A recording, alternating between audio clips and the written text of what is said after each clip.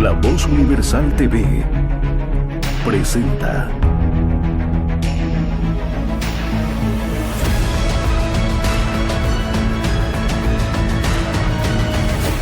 El Laberinto con Andrés Canseco. Muy buenas noches, gracias por asistir, la verdad, siempre es un gusto.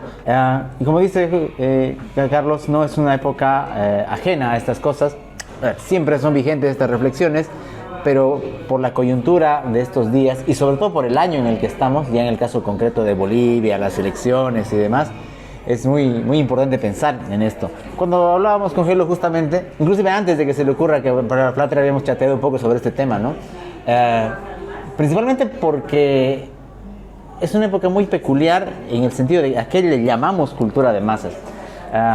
Ya hace muchos años, décadas y décadas, existe esta idea de la democratización de la cultura, el alcance que tiene, pero más allá de lo que puede representar la esfera estética o artística, la generación de nuevos contenidos, de nuevas formas de expresión cultural ha sido una transformación. Si nosotros hacemos una comparación con el arte clásico o con lo que viene ocurriendo en el Renacimiento y todos esos siglos, es muy diferente en cuanto al consumo, en cuanto al público al que apunta. No es que unas hayan dejado de existir, siguen existiendo, pero tienen otra finalidad. En su libro Apocalípticos e Integrados, Humberto Eco reflexiona sobre esta idea, justamente dividiendo eso entre los apocalípticos, quienes afirmarían que es precisamente la decadencia total y la pérdida del valor del contenido. Por un lado dice existen ellos, y por el otro lado están los integrados, que más bien ven en esto una oportunidad de que la gran parte de la población pueda adquirir ciertos contenidos, pueda presenciar ciertos eventos o consumir cultura diferente a lo contrario que antes no había, no podía hacerlo, ¿no? Y esto también lo hemos conversado alguna vez, tiene que ver hasta desde el punto de vista de los medios utilizados. Si por ejemplo hoy yo quiero escuchar una canción y me quiero entristecer hasta el final del día, puedo reproducirla en YouTube o en Spotify una infinidad de veces, no va a pasar nada. Si recojo hace unos 30 años y la ponía en un cassette o hace unos 50 en un vinilo, la podía escuchar, pero corría el riesgo de que se dañe el medio. Ahora, si retrocedo más siglos, esa canción la podía escuchar una vez o dependía de la persona que la ejecute en vivo. Antes no había medios de grabación y demás, entonces eso también ha cambiado. Entonces nuestro consumo es no solamente más grande en cuanto a cantidad, sino en cuanto a posibilidades. En este sentido, lo que llamamos esta cultura de masas ha cambiado no solamente en cuanto a medios, contenidos, pero también en cuanto a necesidades.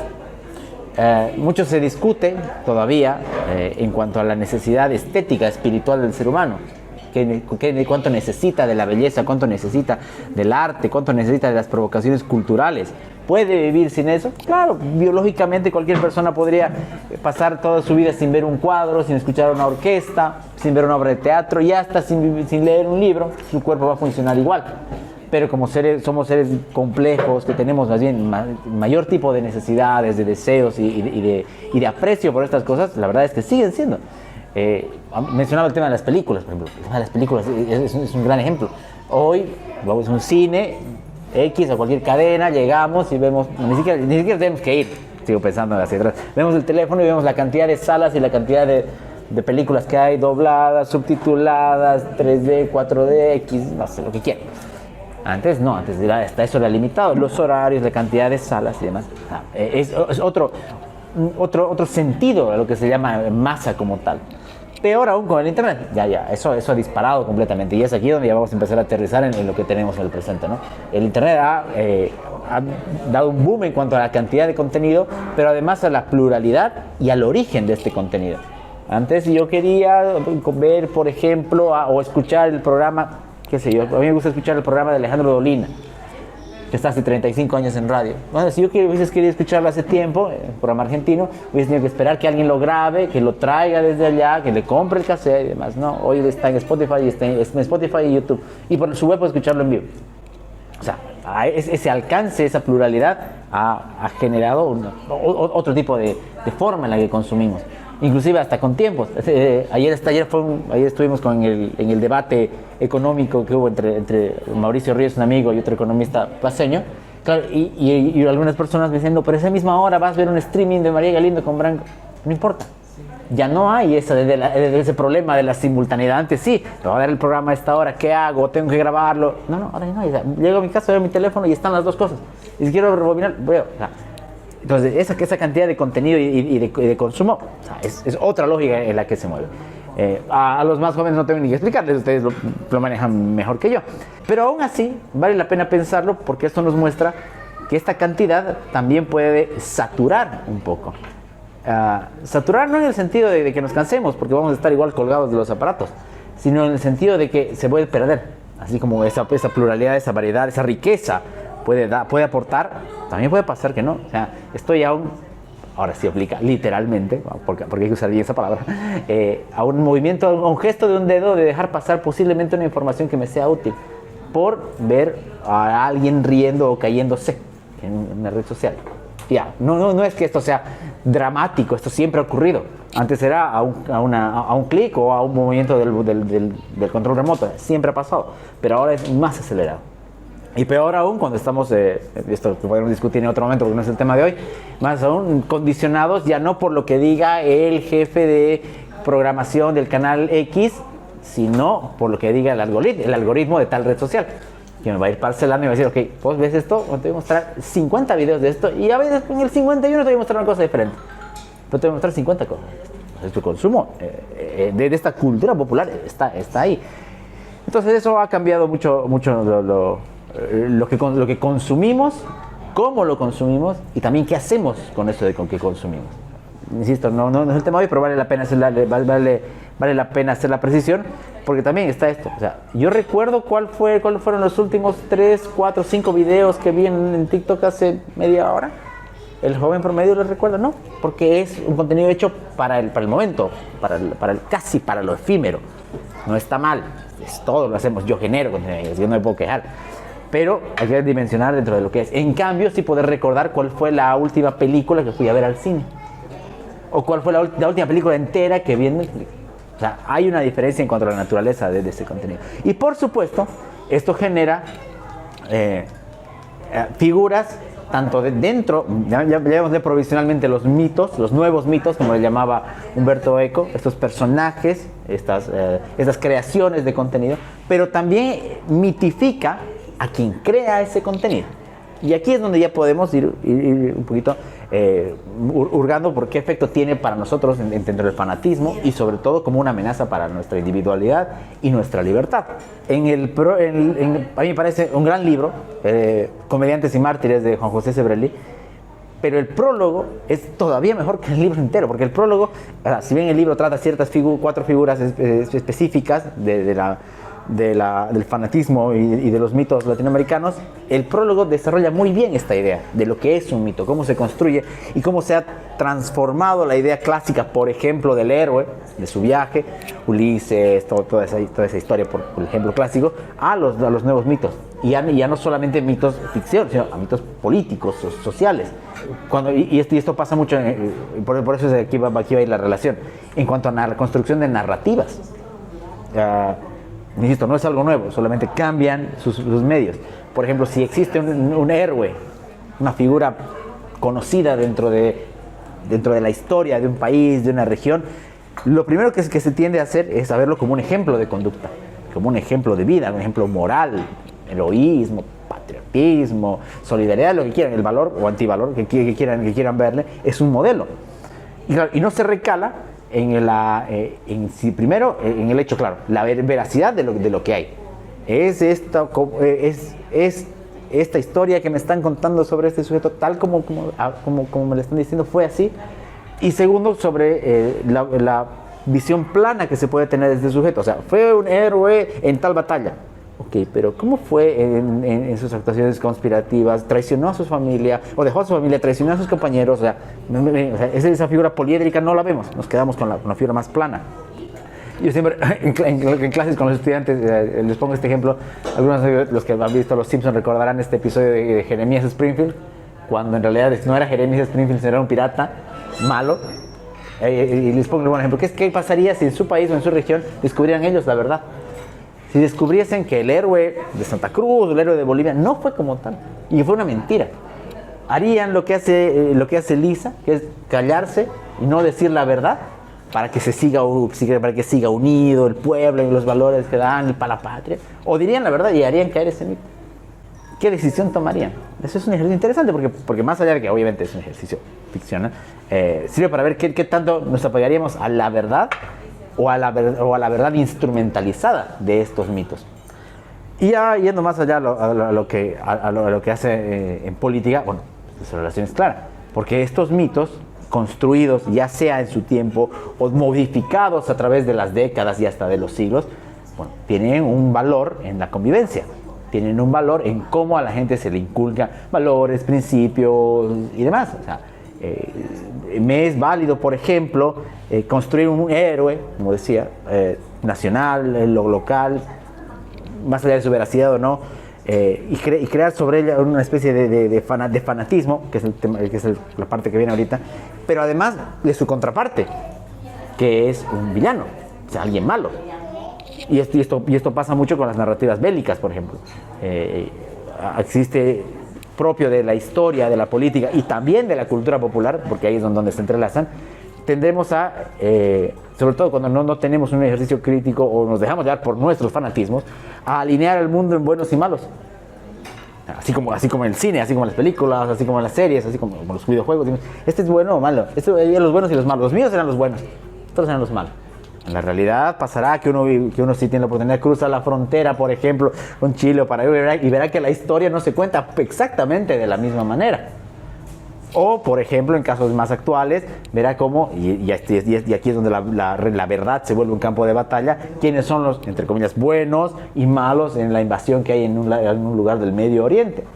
Y el ejercicio crítico dirá, ¿de verdad habrá buenos y malos como se nos pintan? Es muy probable que no al menos con esa figura, con esa dicotomía, con ese sentido de blanco y negro, de héroe y villano, no. Pero se asienta en el pensamiento popular. Por eso es importante, no solamente este tipo de espacios, que yo siempre lo reconozco, sino en general es un ejercicio normal. Impulsivamente el ser humano tira para ese lado, decir, esto es bueno, esto es malo. O sea, este se parece un poco más a mí, entonces no debe ser malo, entonces tiene esas debilidades. Ya con un ejercicio crítico es mucho más, no seguro, pero es mucho más posible, mucho más probable que desaparezca ese fanatismo. Ahora, en cuanto a lo que ya atiende a los representantes, a los creadores, llamémosle creadores provisionalmente, y a los ejecutores de esta cultura popular, va lo mismo. En un mundo en el que la información, los datos están, digamos, de una manera clara, más a la mano, entre comillas, que nunca, porque yo acá puedo googlear de cualquier cosa y más allá de los sesgos que puede tener el buscador o la inteligencia artificial, puedo acceder a la información. Aún así no se hace. Entonces, vamos al ejemplo concreto, en una elección, no me interesa saber ni siquiera la ideología de un candidato, no me interesa saber la propuesta de uno, no me interesa saber ni siquiera qué hizo en su anterior gestión, porque eso ha pasado en Estados Unidos y está pasando aquí, había pasado también aquí en Santa Cruz de la Sierra, pero alguien me lo está hablando con él. Y ese poder se está aprovechando de eso, ni siquiera para venderme que es bueno, sino para que me salga, para que me aparezca la clásica, para que me conozca. Claro, y ustedes me dirán, es ridículo, ¿cómo yo voy a votar a alguien solamente porque alguien me lo está mostrando o presentando? Veamos los números. Es muy probable que gran parte del electorado, en ciertos grupos, define solo por porque les suena a alguien, porque su color le es familiar en la papeleta o porque escuchó hablar de él alguna vez. Y esa es la clásica, ¿no? No voto por él porque jamás escuchó hablar de él. Entonces, el rechazo y el otro. Y la victoria del otro, o la supremacía electoral sobre el otro, no se define ni siquiera porque lo haya convencido más que el que perdió, sino porque apareció más que el otro. Por eso vuelvo al tema de los algoritmos. Es una nueva forma, es una nueva forma en la que consumimos, en la que tomamos todo esto y que a veces no nos imaginamos el alcance que tiene. Por eso no es casual, obviamente, no es casual, sino es muy bien, no ejecutado, no lo hacen bien, pero sí muy deseado por líderes políticos, por líderes, entre comillas, carismáticos y demás, apropiarse de esto. Y obviamente, como todo en la vida, hay intereses. Si ustedes creen que es casual, por ejemplo, que salgan un montón de actores y cantantes que quieren apoyar a un candidato, lo que pasó en Estados Unidos, por ejemplo. Tendrá solamente porque sí, habrá alguno que de verdad tiene algún sentido, tendrá alguna convicción, una compatibilidad ideológica, pero en otros casos seguramente no, hay un sentido. Y claro, volvemos a lo que decía hace rato, si es que el ciudadano en su faceta política o en su faceta humana, el hombre y la mujer, ¿cómo les diré? No logran concretar un conjunto de datos, ideas y conocimientos, no digo únicos, porque sería también terrible tener un pensamiento único, sino más o menos plurales, va a quedarse con lo que le digan, con la empatía que tenga con esa figura, ya sea cantante, ya sea actor, ya sea qué sé yo, lo que sea, va a sentir esa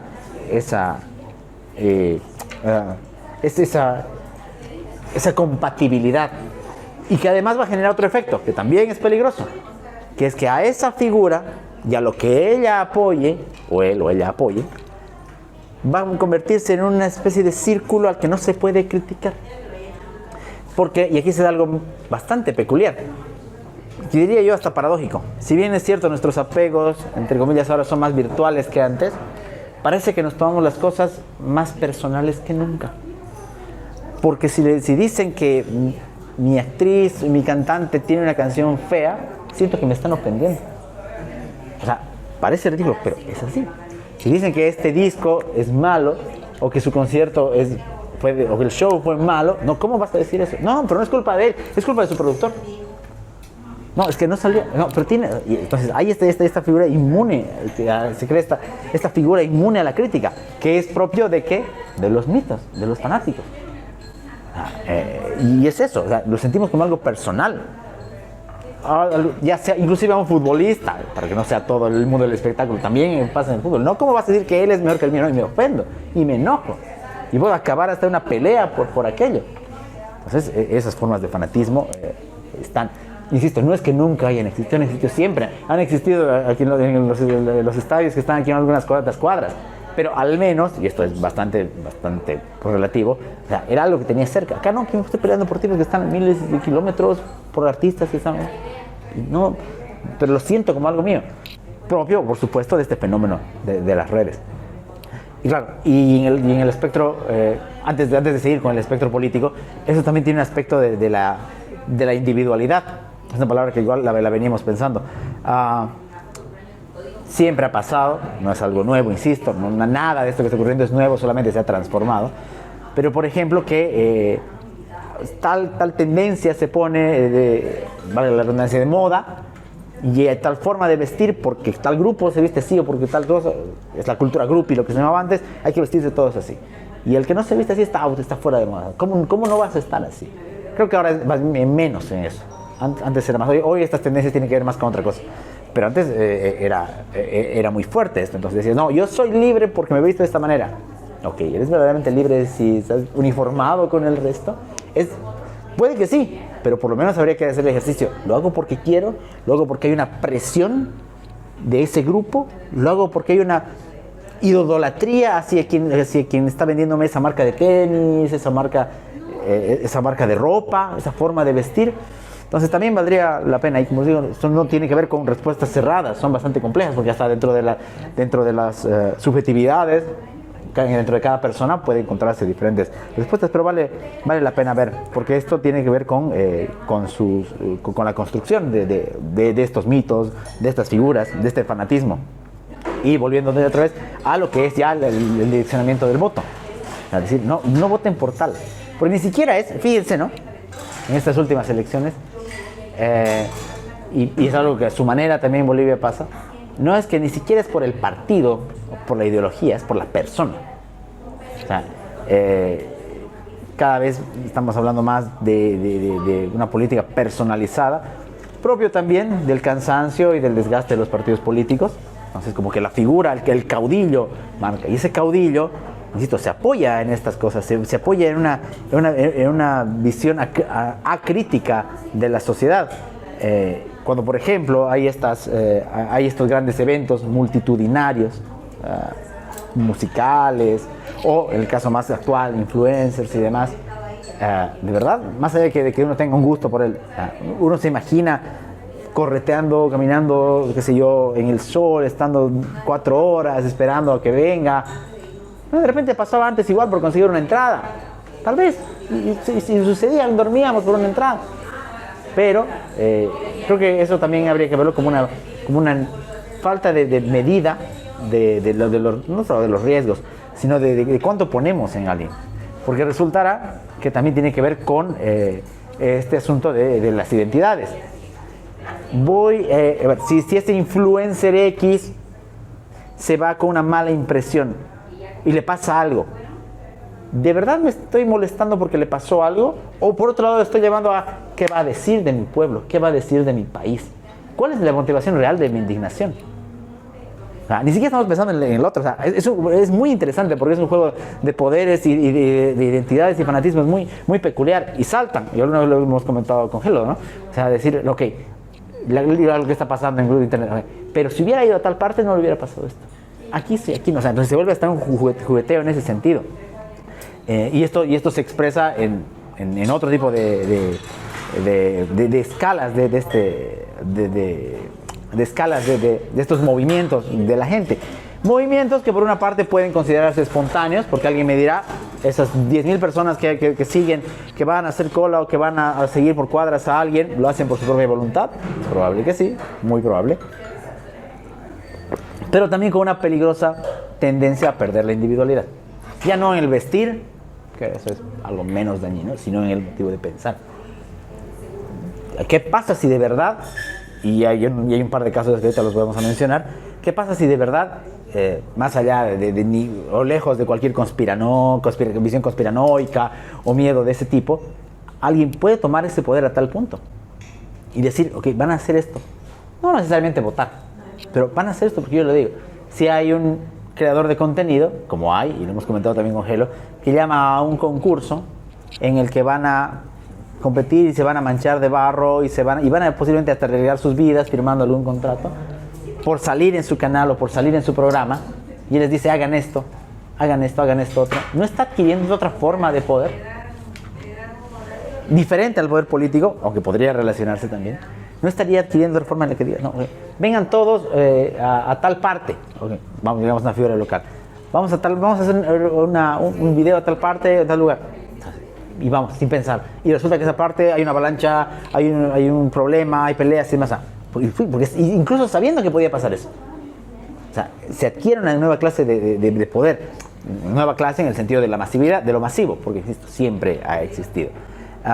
Y creo que en el caso local, volviendo a lo boliviano y a lo cruceño, tiene que ver con eso, cómo desde cierta óptica, aún con todas las diferencias que tenemos de alcance y demás, hay esa tendencia a utilizar desde el poder político este tipo de tendencias, ya sea desde apropiarse de la figura. Algunas de estos artistas serán más fáciles de convencer, otros no tanto, pero sí de plegarse a esto.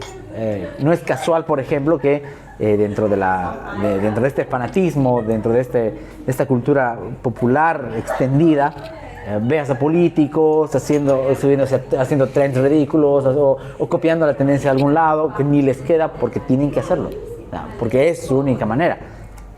Aparentemente, ¿no? Podremos discutir si eso no, pero si es que haga, o sea, si es que encuentra otra manera de llegar a ese público.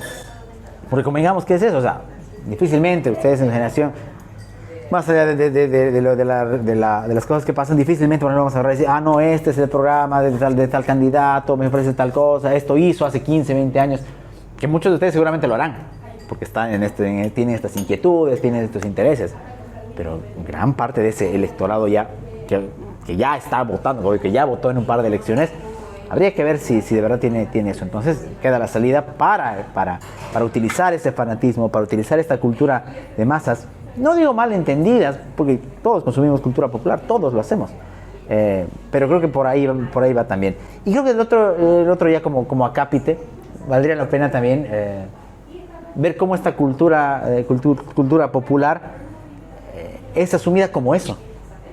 ¿A qué me voy? Si dentro de los aprecios, no solamente estéticos, que inclusive ya podemos discutir qué le parece mejor, más lindo a alguien o otro, sino entre los criterios de calidad. Consideramos que algo es verdaderamente hermoso, está bien ejecutado. Si considero, aunque no me guste, que algo complejo del pasado, por alguna razón está sonando hace 50, 100, 200 años una melodía en el presente, en cambio lo puedo equiparar a una canción de moda. No tienen naturalezas diferentes. Nosotros lo podemos entender así, pero hay un grueso de la población que asume que esto que vive ahora es el boom, es el epítome de las producciones. Y eso es peligroso, porque más allá de que, insisto, de los gustos, tiene que ver con una especie de vanidad que ha estado en todas las generaciones. Es pensar que nuestro presente es lo último, que podemos mirar de manera casi despectiva al pasado, viendo qué ridículos eran esos, qué fea su moda, qué malas sus canciones, sin darnos cuenta que en 10 o 15 años de la misma manera nos van a ver a nosotros. Así que eso también tiene que ver con la cultura de masas, porque refuerza esa idea. Entonces va en ese sentido. Y para cerrar, para no hacerlo más largo, volviendo para cerrar el tema de la libertad. Nuestra libertad como tal, si bien es cierto, nosotros somos liberales y consideramos que la principal, no la única amenaza para nuestra libertad es el poder político, recordemos que no es la única. O sea, hay más amenazas, hay más restricciones a nuestra libertad, a nuestra individualidad, a nuestro potencial. Y puede pasar, no que la cultura de masas sea una de ellas, no. Pero quien se apropia de esos mitos, de esas figuras, de esas verdades incuestionables o de esos personajes incuestionables, quien se adueña de esos sí puede ser una amenaza para nuestra libertad. Porque no nos amenazará con la cárcel, pero podrá generar una tendencia, y que para eso hay gente experta en aquello, hasta el cansancio, que me diga por quién debo votar, o por qué no debo votar por él, o por quién debo ir. Y creo que eso es también, ni siquiera para votar, porque podría pasar que no necesariamente sea cada 5 años, sino en cuanto a medidas impopulares. Pienso, por ejemplo, cuando hubo este problema en el gobierno transitorio de que se eliminó el Ministerio de Culturas. Todos quienes de alguna manera se beneficiaban o lucraban con el Ministerio de Cultura decían que no, se modificó y dicen no, la cultura no es un gasto inútil. No, lo que se hizo fue un recorte del aparato burocrático. En ningún momento decía que la cultura es inútil. Pero viene relacionado a lo que hemos hablado también un montón de veces, que es el tema de la posverdad y la repetición. Si yo empiezo a decir que para que recortar un ministerio o una secretaría de culturas es ir contra la cultura, no, está haciendo otra cosa, no está haciendo contra la cultura. Pero por eso esa apropiación del discurso reforzada por la cultura de masas y por estas figuras es peligrosa. Un caso específico, en el caso de Eduardo Avaroa, siempre lo hemos tenido como héroe. ¿Vale la pena considerarlo como héroe? Justamente estábamos hablando el otro día igual con Gelo de ese tema de Ortega y Gasset. Ortega y Gasset te menciona el asunto de la historia como el conjunto de datos que tiene el ser humano, recopilados, constantemente revisados, pero además interpretados. Y ahí creo que va un poquito la línea de este asunto. No es que no vale la pena tomarlo como un héroe. El problema creo con estos heroísmos patrióticos, para mí, tiene que ver con que no se pueden cuestionar. Cuando se construye, por ejemplo, una cultura, vale la palabra que estamos utilizando hoy, en la que no se puede criticar. Por ejemplo, si alguien diría, pero estaría bien que él haya muerto y dejando a su familia, no podría haber pensado en su familia, por decir, estoy pensando en algo, ¿no? Podría preguntarme a uno de mis estudiantes de 12, 13 años en el curso y yo tendré que explicar y que me fundamente por qué. Pero si yo adopto una posición, no, ¿cómo vas a decir eso? Es más, te voy a dar además de un trabajo de 10 páginas por cuestionar a un héroe, pues ahí se vuelve restrictiva. Y también, por supuesto, cuando se utiliza, por lo que decíamos, para la demagogia. Y bien, estamos a 2 meses, 23 de marzo, y vamos a ver que va a haber políticos, va a haber toda esta masa, peor en año electoral, porque, me estaba olvidando, es año del Bicentenario, así que ajustense para mucha propaganda parada en la historia.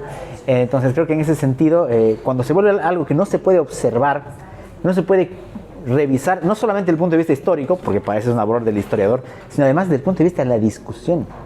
Y claro, ¿no? En el caso, puede ser el caso de Avaroa, pero un caso más polémico, por ejemplo, es el caso del Che. Por ejemplo, ¿no? Para una generación o para una ideología política, el Che se considera un héroe. O sea, ahora con esta tendencia un poco ya más abierta, menos restrictiva, menos de tendencia revolucionaria, ya se lo puede cuestionar. Es decir, ¿cómo es posible que haya invadido un país? No, pero antes era mucho más difícil y todavía sigue habiendo círculos en los que es difícil. Lo mismo con hechos históricos, no solamente con personajes. La revolución del 52, varias veces lo hemos conversado. Es un hecho que es importantísimo en el desarrollo de Bolivia, pero que no puede hacernos olvidar que también en cosas que se desembocaron. Campos de concentración, violencia política, control político. Esas facetas que no se ven. Y que ya sea a través de eventos, en este caso, o a través de figuras como en los otros, se olvidan o convenientemente se manipulan para que la ciudadanía no cuestione. Entonces ahí creo que la educación, no solamente formal y que empiezan clases el lunes, sino dentro de lo que admite la pluralidad, los espacios familiares, de amigos, es una buena herramienta para esto. Gracias. Por favor. En ese caso, la iconoclastia sería estructuralmente una patraña, porque siempre hay flancos que se podrían rescatar o que individualmente se pueden percibir como rescatables de un individuo, de un movimiento. Pues, ¿no? Claro, a ver, en este caso creo que también es buena la observación, porque la salida extrema sería eso, ¿verdad? Olvidarse de todo el legado. Y podría caerse el peligro de olvidarnos de las cosas buenas que se han hecho. Entonces sí creo que ahí creo que vale la pena también hacer esa puntualización. Porque no es romper tampoco con el pasado. Volvemos a Ortega y Gasset, que es el hombre que ha roto con sus vínculos históricos. Y eso es tremendamente peligroso, no solamente por la cuestión de la ilustración que pueda tener, sino además porque desconocería de su mismo pasado. Pero ahí creo que el punto vuelve a ser lo que comentábamos. Cómo desde esas figuras se puede encontrar o se puede, que ni siquiera tiene que ver con elección, no es la votación, sino cómo se puede estructurar una serie de valores, para la redundancia, positivos, que tienen que ser valores para que sean positivos, de enseñanzas positivas para tal. Por ejemplo, el desprendimiento de un líder demócrata en cualquier país, democrático en cualquier país. Es decir, no, vamos a hacer tal cosa y en vez de perseguir a los opositores vamos a generar un programa de reconciliación. No me refiero al caso boliviano, eso no pasa, pero en otro país, por ejemplo, o sea, ahí sí podría pasar. Pero, por ejemplo, si alguien ya luego, ya tiene que ver con la línea temporal, esa persona tarde o temprano va a fallecer, como todos. ¿Quién se apropia de ese discurso? Decir, no, yo soy el verdadero seguidor, el verdadero heredero de esa figura. Entonces creo que también ahí es muy relativo, es muy delgada la línea, porque siempre se ha construido esto a través de la repetición. Hoy decíamos redes sociales, contenidos, pero de repente antes era menos complejo. La idea, por ejemplo, de pintar un cuadro. Nosotros vemos, por ejemplo, el cuadro de Jean-Luc David de Marat. Jean-Luc David era amigo de Marat. Él fue a ver cuando estaba el cadáver todavía ahí en los últimos años de la Revolución Francesa. Lo pintó como él lo veía. Y no se olvide, si alguien ve el cuadro y dice, pobre, el doctor Marat murió asesinado por alguien. No, claro, pero nos olvidamos de que Marat básicamente elaboraba listas para que guillotinen a la gente. Es muy complicado. Por eso mencionaba hace rato la idea de que la historia, sobre todo la que se va quedando más atrás, nos queda de una forma muy plana. Y no vemos la cantidad de dimensiones que tiene. De repente nunca las vamos a llegar a ver todas, porque incluso hoy podríamos cuestionar la dimensión de la vida privada de las cosas, que es otro problema para otro momento. Pero creo que sí, en ese aspecto valdría la pena. Son ejercicios no solamente críticos, sino también históricos y, ¿por qué no, también políticos? El evaluar qué acciones de individuos, de grupos han sido positivos y legados son positivos para hoy todavía. Una más. A mí me llama la atención, estaba viendo un librito de Leonardo da Vinci. Ese tipo normalmente lo vamos a considerar como un buen tipo o mal tipo, porque para mí era un genio, era un Musk del futuro, Sí. Era un Musk Yesca. Pero el detalle, la idea es, ha hecho máquinas para la guerra, para matar, y sin embargo todo el mundo lo tenemos muy arriba, Leonardo. Claro. Es el mismo caso de Eduardo Baroa, que no se lo puede criticar. Sí, no, yo creo que varía un poco, no, porque, a ver, y aquí creo que hay un elemento muy interesante, está bueno, y que se relaciona a lo que estábamos viendo antes, que es el alcance universal. el valor universal de eso creo que le permite no ponerlo en un pedestal, porque no se trata de eso tampoco, pero sí extraer ese tipo de genialidades, como bien menciona, pero además de cómo ese aporte, tanto estético, científico, funciona. Ahora, si me van a preguntar si su moral era buena porque se relacionaba con tal persona, o si se vendía, eso es otra cosa. Claro, y va con lo que también decimos, la posibilidad, es difícil, yo sé, pero es a veces necesario no digo separar, pero sí, es que separar la figura y su creación de su vida. Es tremendamente difícil. O sea, está pasando en Bolivia, o sea, es complicadísimo. Porque al final somos personas como nosotros. Es difícil, como si nos dijeran a nosotros, te van a separar a ti de tu figura profesional, de tu parte familiar. No, pues yo me sentiría mal, porque yo soy una persona, con mis errores y todo, soy una sola cosa. Pero creo un ejercicio interesante. Mencionaba ese caso y pensaba, no sé por qué se vino a la mente Oppenheimer, por ejemplo, con todo este asunto de la película que salió recientemente.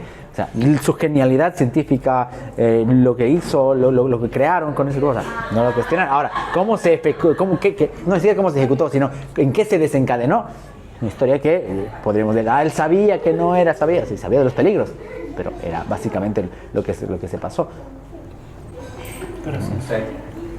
Yo quería también poner en la mesa la cuestión de las películas, que hay mucho debate con el tema de la inclusión sí. en las películas.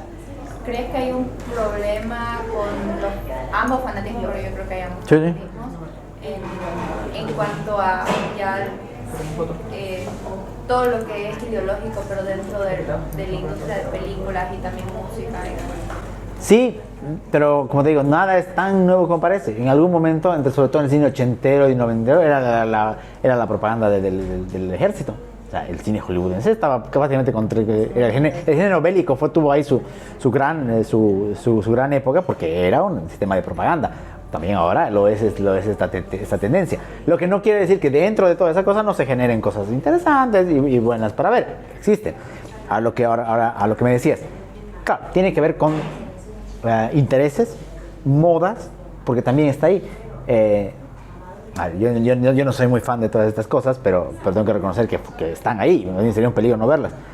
¿Cómo cree que se manejan los datos, por ejemplo, desde Netflix? ¿Cómo se parcela? ¿Cuántas series ve? ¿Cuántos minutos ve de un personaje? Si le pone pausa, toda esa información está. Entonces, si pega, bueno, al final, hasta el mismo hecho de que yo me meta en una discusión y decir, no, esto es demasiado woke, no, esto es demasiado... Estoy generando una tendencia para que ese contenido se vea y se vea y se vea. Entonces, creo que va por ese lado. Ahora, volvemos a lo mismo. ¿Habrá algún personaje que estará bien ejecutado, incluido de buena manera? Y no tenemos ningún problema. Como dice el otro fanatismo, sería que no exista nada de eso, que es también una locura, digamos, ¿no? Pero en el otro lado habrá parecer a lo forzado, parecer a casi lo ridículo, digamos, ¿no? Porque tiene que estar. Yo no sé si será de tal manera, pero hasta pareciera a veces que se vuelven como cuotas. Como que tiene que estar ese ahí, como que tiene que aparecer la escena de ese tipo y para quienes de alguna manera consideran que más bien ese es un ejercicio de libertad, inclusive de rebeldía y algo hasta subversivo en el buen sentido de la palabra, no, pues ya te lo ves, ya pierde hasta la chispa del impacto, porque sabes que va a aparecer el personaje de tal origen, de tal origen étnico, de tal lugar, de tal tendencia sexual, o sea, ya es hasta predecible. Entonces creo que tal vez sea un asunto, no digo de modas, pero sí como que épocas, que si el cine siempre ha sido así. Sí, ha habido una época en la que el cine bélico ha tenido su esplendor, la ciencia ficción ha tenido su esplendor, todo este es un inclusivo, seguramente ha tenido su pausa. Habrá un momento en el que vendrá lo otro, ¿no? Lo importante en todo caso será, como bien dices, no quedar en el fanatismo, ¿no? O sea, Sebrelli dice que el folclore es la vulgarización de la alta cultura, de lo que realmente es arte. En ese sentido, Sebrelli afirma de que todo lo que sea popular va a ser malo, intrínsecamente hablando, en la medida en la cual no fomente al individuo o no le dé espacio al individuo. ¿Podríamos en algún punto decir entonces que la persona que disfruta del folclore en algún punto es enemigo del individuo? No, yo creo... ¿Concibe al individuo dentro de una vida? No, yo creo que no. Yo creo que ahí se le va un poco. Inclusive el mismo Borges, que también era muy malo con la cultura popular, Es imposible pensar, por ejemplo, en algunos de los mejores relatos de Borges sin pensar en el barrio bajo, en el arrabal, en el truco, en el juego, en el antro, si quieren llamarlo. O sea, existe. Entonces, lo que creo que puede pasar es que se vuelva no sé si una limitante, pero que se vuelva una condicionante de. Es decir, que si no es aprobado por la gran masa, o si no es un emblema de la cultura nacional, que también el nacionalismo es otro problema ahí sí es un problema. Pero creo que no, yo creo que lo popular tiene lo suyo. Vale, o sea, hoy por ejemplo decimos, a lo que mencionaba igual Humberto Eco, porque cuando él escribe su gran ensayo sobre Superman, ni siquiera no había salido la película de Superman, él escribía sobre la tira cómica y sobre el cómic de Superman. O sea, y en ese tiempo era una locura que alguien que podía leer un ensayo se dedique a ver la tira cómica. Hoy más bien veríamos al revés, digamos, alguien que lee el periódico está haciendo no una cultura popular, sino una extravagancia. Entonces, va en ese sentido. Entonces creo que no creo que difiera. Lo que sí creo es, y ahí podríamos también entrar desde la ética que tanto te gusta, el tema ¿qué aporta para la construcción del individuo? Por ejemplo, y ahí hay que aterrizar sobre casos concretos. Una expresión folclórica masiva, más allá de que puede ser repetitiva, está bien, es parte inclusive hasta del ejercicio de la libertad. Ahora, ¿qué pasa si en esa ejecución de esa danza resulta que me encuentro con violencia, cantidades absurdas de alcohol, si me encuentro con manifestaciones en las que la ley dice que no puedo tomar en la calle, pero justamente para esa festividad puedo tomar hasta las 6 de la mañana en el Cambódromo por ser la serenata de una provincia? No importa. Entonces ahí ya se va a deformar. Pero creo que no, creo que aspirar a un elitismo así ya vacío, solo porque sí, es muy complicado. Pero sí también separar en qué se despliega esa cultura popular. Porque si nos sentamos, como nos hemos sentado a ver, por ejemplo, fútbol o a ver películas, está buenísimo, es parte de nuestra vida. Ahora, si en eso yo voy a juntar y voy a escuchar a una banda y voy a cerrar una calle y voy a pelear porque voy a lanzar botellas, bueno, resulta que ahí sí va a ser un problema. ¿Podría en algún punto, es decir, las preferencias del consumidor y el mercado contrarrestar cualquier tipo de agenda que trate de imponer, por ejemplo, lo que decía Sara, Disney, el tema del woke? Por ejemplo, si bien recuerdo, la película Lightyear, de Buzz Lightyear, si alguien la vio, la recuerda, fue criticadísima. Sí, por una escena de 6 segundos. Sí. Después de la película de Pinocho, la de Disney, fue súper criticada y fue preferida, en este caso, a la de Guillermo del Toro. Entonces, en este caso, digamos, ¿podría el mercado arreglar ese tipo de, por así decirse, intentos de imposición por parte de agenda? ¿Qué piensas de eso? No, sí, efectivamente, no es que el mercado lo arregla, sino que más bien el mercado es el escenario donde se puede competir. Entonces, lo decías ahora hace rato, si yo voy a escandalizarme por 6 segundos, cuando hay otro contenido que es muchísimo más explícito, pero si voy a generar esa ola justamente a través de esto, porque aquí está el tema. Porque antes, si a la productora llegaba, es cierto, siempre le van a llegar los números de cuántas veces se veía la película, pero no te llegan otras tendencias, preferencias y demás. Ahí el mercado se vuelve una herramienta, un espacio donde se compite por eso. Y más bien, por suerte, todavía queda la pluralidad para verlo. No como en regímenes cerrados, no, sí o sí vas a tener que fumar eso y no hay otro. Entonces te queda la pluralidad. Y en cuanto a lo otro, habría que ver también. Porque, por ejemplo, habría que ver, más allá de la agenda, si es que le podemos poner ese nombre, o de la tendencia, qué tanto está, por ejemplo, una empresa dispuesta a perder. Ya perdí con una, pero se vio por de una. Perdí con 2, perdí con 3, perdí con 4. Entonces, no sé qué tanto está. Ahora, si alguien me dice no, resulta que, no vamos a decir que 100% es así, pero que resulta que obtengo otros beneficios a cambio de eso, un lobby de cierta manera, un apoyo de esa minoría de esta manera por eso, entonces son juegos de intereses y de poderes. Pero creo que volviendo a lo mismo, y se me había olvidado, lo había notado, también eso está relacionado a lo que también hemos conversado, la cultura de la cancelación. O sea, no estamos ahí, ya hemos pasado la línea en la que cancelamos algo que ni siquiera se ha estrenado.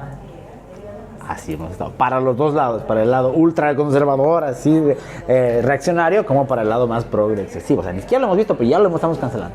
Entonces creo que va también de acuerdo. Y esas tendencias y esas acciones, por supuesto que las productoras la manejan. Y ha cambiado inclusive hasta la forma de hacer cine, por eso. Fíjense, los trailers de las películas de antes no tienen nada que ver con cómo se hacía antes. O sea, ahora tienen que mostrarte algo, ya sea para impactar o para llamar a ese sector del público. Tienen que mostrarte algo, ¿no? Te tiran ahora 6 trailers de una película y ya medio sabes de qué va a ir. O sea, hasta eso ha cambiado. Las mismas posiciones que llegan a tomar a cabo en esos lugares. Por ejemplo, una película pensamos que un héroe no comete errores cuando termina la historia de un país. Un héroe no tiene que cometer ninguna acción indebida, entonces todo lo contrario. Son personas como nosotros, o que han sido como nosotros, que son humanos, y que por eso hay tanta polémica, en mi opinión. Creo que porque se ha generado una imagen pero tan distorsionada de cómo son las personas, o cómo han sido las personas a las cuales se ejemplifica o se habla en esos medios, o se presenta desde ahí. Como podemos ver que durante una guerra un hombre tenía otras intenciones para defender su tierra, como también en una película una pareja no puede ser humanizada como una pareja que forma una familia nuclear que no necesariamente tenga que ser un hombre y una mujer, cuando puede ser incluso una mujer y una mujer, un hombre. Tenemos una idea, una imagen bien implementada que llega a distorsionarse de cualquier forma, nos parece irregular, y eso incita. Y peor aún, y es muy buena tu intervención, porque podemos dividir en dos, entre las figuras creadas por la ficción para eso, y peor aún en figuras históricas. Porque ahí está, o sea, este caballero medieval o este soldado nos van a vender que luchaba por su patria, quería salvar su vida. Posiblemente quería su vida y nada más. O en otro caso, esta pareja de personas del mismo sexo se volvió una bandera. No, querían y se llamaban y era punto. Y esa era su motivación. No ser la bandera en la que se convirtió. Pero, como digo, a través de la cultura de masas, de la repetición, de estas mismas discusiones artísticas, en todas las plataformas, en todos los medios, se han vuelto eso. Y fíjate, ¿no? Cómo es de interesante. Se juega, entre comillas, hasta con la parte emotiva, de la que nunca vamos a saber de ellos. O sea, y ahí viene otro problema, que el que lo hace, el director, el productor, los productores, todo eso, o sea, están haciendo una ejecución libre. O sea, más allá de que nos guste o no, es una interpretación, es una ficción, pero para la gente no. Y ahí viene otro problema, que es asumir que la ficción es necesariamente como nos la vendieron. O la otra, que es decir, no, esa película está completamente alejada de la realidad, no sirve. No, es una película. O sea, va a eso. Y sí, se pueden volver elementos simbólicos lejanos, pero no se olviden de algo, esos elementos simbólicos que son lejanos en algún momento fueron presentes, y también pasará lo mismo. Lo que hoy pasa en este radio de 10 años, en el futuro van a ser las narrativas del momento.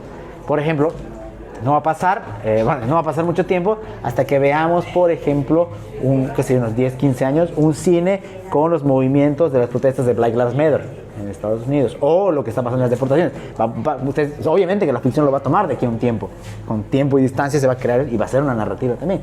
Ahí podremos decir que lo estamos viviendo, pero las nuevas generaciones no, y van a basarse y puede ser que se basen en esos contenidos. Entonces sí, hay como una, no sé si instrumentalización, pero sí, más que es una apropiación, no del cultural, sino una apropiación de esa narrativa para no sé si para fines específicos, perversos, ya es conspiranoico, pero sí para mostrarlo de alguna manera.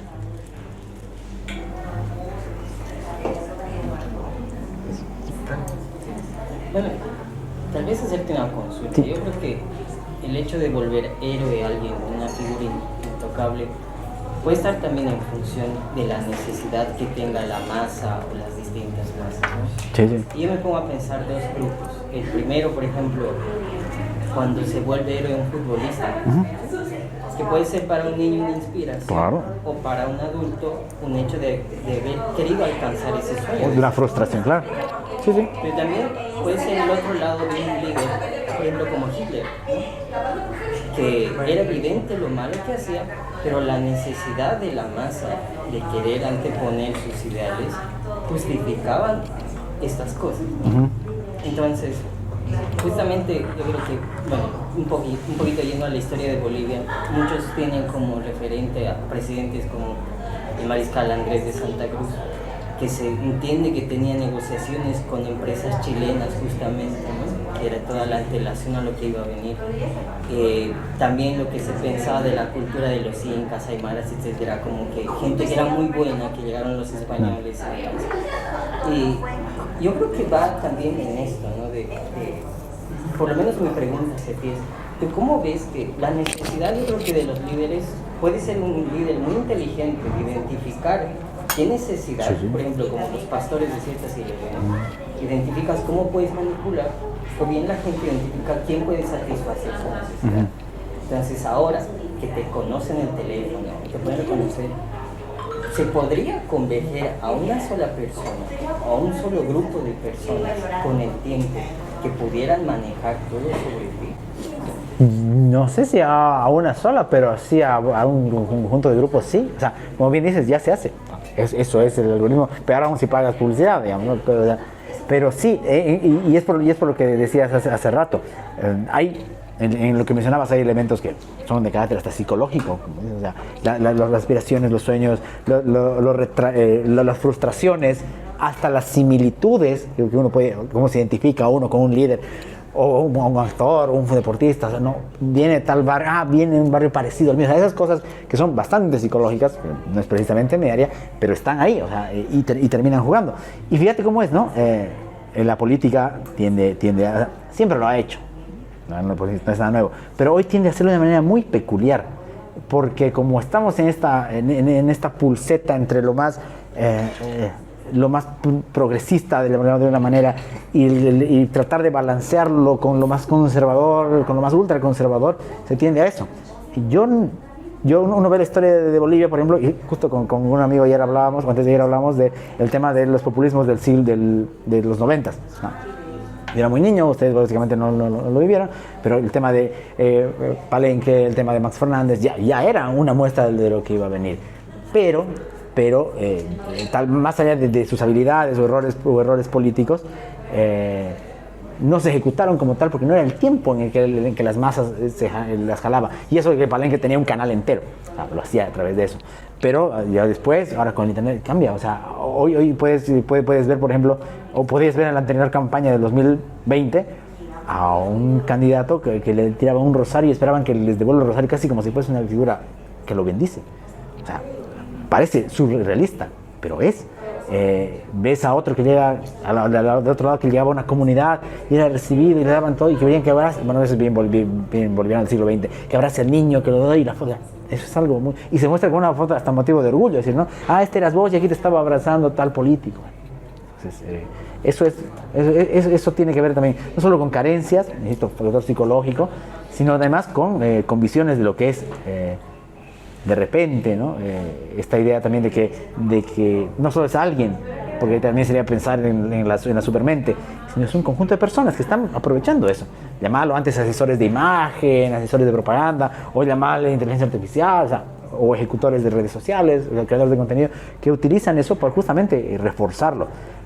No sé si es tan fácil construirlo de la nada, no sé, pero reforzarlo sobre una base que ya tenga, sí. O sea, yo no sé. Todos, yo creo que aquí la gran mayoría hemos sido partícipes de lo que pasó en 2019, pero yo no sé si cómo están las cosas dentro de unos 5 o 6 años, un poco más, unos 10 años van a vender una historia medio tergiversada de lo que pasó, que puede pasar, entonces, ¿qué puede ocurrir? En todo caso, habría que ver cómo se manejan esas narrativas. No, y no solamente en la historiografía, sino volviendo a nuestro tema, ¿quién nos lo cuenta como una visión novelesca o como una versión cinematográfica? Y si de verdad vamos a recalar en que eso es una ficción, una versión o una adaptación de la realidad, o nos vamos a creer, o habrá alguna parte de la población que va a creer que de verdad así las cosas pasaron. Pregunta. Sí, bueno, ya hablando justamente de cuestiones históricas, ya hablar justamente de la creación de identidades y demás, las tribus urbanas también. Sí. El contexto de la globalización, digamos, ¿sería malo, o sea, esto de que se creen muchas identidades y de que hay ese dinamismo? No sé, yo lo veo malo, ¿no? O sea, simplemente son otras condiciones que son más complejas, son más complicadas, pero que también creo que da más libertad al individuo, ¿no? Para poder tener más recursos y demás. Y no sé si ves que puede tornarse esto muy negativo, ¿no? Porque justamente gracias a esta diversificación del discurso, ¿no? Estamos en una etapa de revisionismo histórico, ¿no? Entonces, no sé cómo ves tú entonces el fenómeno de la globalización para la libertad. No, para mí, desde el punto de vista cultural, es tremendamente positivo. Es tremendamente positivo. Lo que no quiere decir que no implique riesgos, como toda libertad va a implicar siempre riesgos, pero sí era siempre eso preferible antes que la uniformidad. Y además lo que hace, vuelvo a la idea, es este mundo ahora como que agilizar ese tipo de dinámicas. La moda es un ejemplo. Antes, para que la moda, por eso es que la moda antes tardaba en llegar, porque había que traer las revistas de los diseñadores y venían por barco, no, ahora no, las tendencias son universales. Al minuto se puede, no digo que se va a generar, pero se puede notar este tipo de cosas.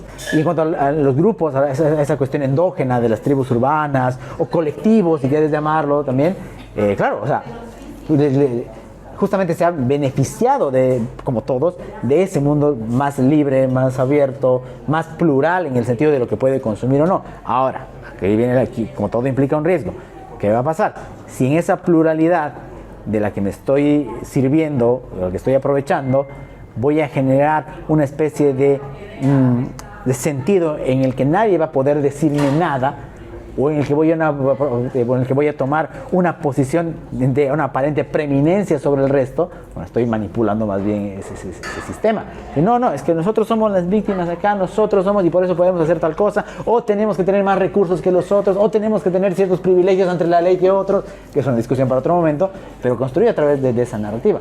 De repente no tiene que ver solamente ahí con el contenido, sino como el tema de hoy, sino cómo la cultura de las masas genera eso, y cómo va pegando. Porque cómo es que se vuelve algo masivo, bueno, y valga la redundancia, a través de que va haciéndose mayor la gente. Un grupo, una minoría que antes, por ejemplo, hace 10 años se movía con un objetivo medianamente noble, con una condición no manipulable, era espontáneo, auténtico, ya con la tentación de obtener fondos, poder, cuotas políticas, habría que ver si realmente se sigue comportando como hace 10, 15 años. Es posible que sí, pero también es probable que haya sucumbido a esa tentación. Sí, profesor, yo no es un comentario, creo que es una consulta general. Si tomamos el principio de la ética, ¿qué tan dañino sería el tema del fanatismo con la parte de la tradicionalidad o la cultura tradicional? ¿Realmente está entre la evolución del individuo como tal, no lo permite crecer, o se puede encontrar un punto en lo que es el mundo actual con esos principios de batalla? No, yo creo que es posible encontrarlo. Es posible encontrarlo porque no solamente tiene que ver con la parte ética, que sí es importante porque va a tomar sus decisiones, sino hasta con la cuestión histórico-antropológica. O sea, es imposible, por más que nuestra rabia contra el pasado sea grande o contra los actores del pasado sea enorme, es imposible desligarnos de aquello. Es insensato, es absurdo. Nos dejaría en una nebulosa bastante riesgosa además, pero creo que también, como bien dices, en ese punto, no sé si llamarle punto medio, es muy aristotélico, pero sí en ese navegar, en esa búsqueda mejor, también sería una locura no entender el mundo actual, cerrarse ante esas transformaciones que pueden gustarme o no, ojo, ¿no? Porque ahí viene el otro, parte de la cultura de masas y de sus peligros, como con la cancelación y las funas, es lo otro, que yo esté obligado a que me guste todo. Ese es otro gran peligro. Yo de eso me estaba olvidando y podemos hablarlo en otro día. Pero en ese sentido tampoco estoy obligado. Estoy obligado no obligado, sino estoy inclinado, en caso de lo que yo pienso, el ser humano está inclinado a buscar esa identidad. Porque al final somos eso, somos un juego de tiempo. Somos un juego de acumulaciones, experiencias, pasado, obviamente, pero también estamos proyectándonos, como dice Julia María, el hombre es una criatura de carácter futuricio. Estoy pensando hacia dónde va a ir. Yo puedo meterme, por ejemplo, con mis discos de vinilo muy bonitos o con mis discos antiguos, pero sé que en algún momento el aparato que reproduzco va a dejar de funcionar y ya no hay. O sea, también necesito apoyarme en eso. Y no desconocer que funciona, no desconocer de dónde vienen las cosas, porque también es peligroso. Lo decíamos hace rato, esto no viene de la nada, tiene un trayecto de desarrollo científico, cultural, conocimiento, pero también pensar que esto es el sumo y que no va a haber más, sería también un error.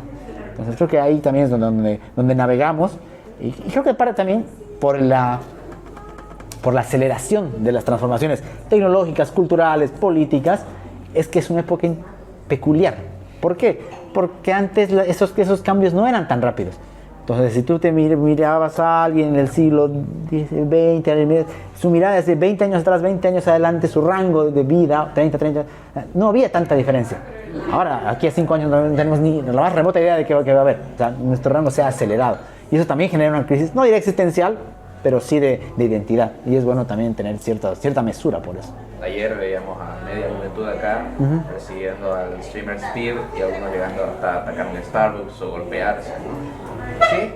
¿Qué consejo, qué crees no solo como liberales, sino como simples individuos, ¿Qué consejo podrías darnos para evitar caer en el fanatismo, aun cuando podamos, con poca información, estar bombardeados por todo este tipo de propaganda?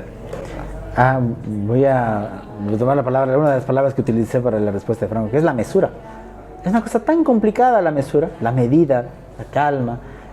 En uno de los últimos capítulos de Cartas Marcadas, la novela de Alejandro Dolina, justamente, hay un personaje que le dice eso: no, al final todo el mundo bardea, no importa nada, le dice. El otro le contesta: ¿qué puedo hacer? Y le dice: ¿sabes qué puedes hacer? Darte cuenta de que tus verdades tienes que tenerlas, pero que no son finales, y justamente para no hacer tanto daño, ir por la vida caminando sin pisar tan fuerte. Que si vas a equivocarte, que si tu daño va a haber, que es muy posible que pase, que sea el menor posible. O sea, volviendo, y para relacionarlo con eso, no digo que no sigas algo, no digo que no vayas, pero en algún punto dices, y eso también tiene que ver con la cultura de masas y con el comportamiento de las masas, que es otro tema. Es decir, ok, estaría bien que esté aquí metido, o sea, más allá de que me divierto o algo así con mis amigos, estaría bien, pero no me puede pasar algo aquí. O sea, y eso va hasta para seguir al streaming o hasta para ir a una fiesta. O sea, estaría bien que esté aquí. Todos hemos sido jóvenes y todos hemos tenido ese fervor, pero y justamente porque el mundo se ha transformado y tal, con un montón de riesgos, también hay esa mesura. Y no solamente con la cultura de masas, sino volviendo al tema del que también hemos hablado. Esto, está bien que mande todos mis datos, está bien que me inscriba a cualquier página que vea, a cualquier aplicación que vea, está bien que dé toda mi información. Yo sé que va a ser útil, pero, a ver, querido, mesura. Creo que parece fácil decirlo, pero es muy difícil de ejecutarlo.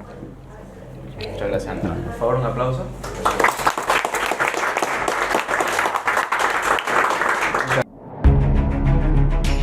El laberinto con Andrés Canseco.